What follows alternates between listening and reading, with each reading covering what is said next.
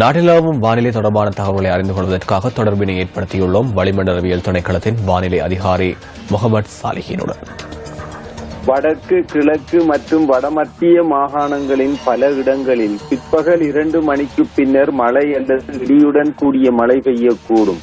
சப்ரகமுவ மற்றும் மேல் மாகாணங்களின் சில இடங்களிலும் காலி மற்றும் மாத்தறை மாவட்டங்களிலும் சிறிதளவு மழை பெய்யக்கூடும். இடியுடன் கூடிய மழை பெய்கின்ற வேளைகளில் தற்காலிகமாக பலத்த காற்று வீசக்கூடும். மின்னல் தாக்கங்களினால் ஏற்படக்கூடிய இழப்புகளை தவிர்த்துக் கொள்ளுமாறு பொதுமக்கள் கேட்டுக் கொள்ளப்படுகின்றனர். கடல் பிராந்தியங்களை பொறுத்தவரையில் வடகடல் பிராந்தியத்தில் மழை அல்லது இடியுடன் கூடிய மழை பெய்யக்கூடும். காங்கேசன்துறை தொடக்கம் முல்லைத்தீவு ஊடாக திருகோணமலை வரையான கடல் பிராந்தியங்களில் மழை அல்லது இடியுடன் கூடிய மழை பெய்யக்கூடும்.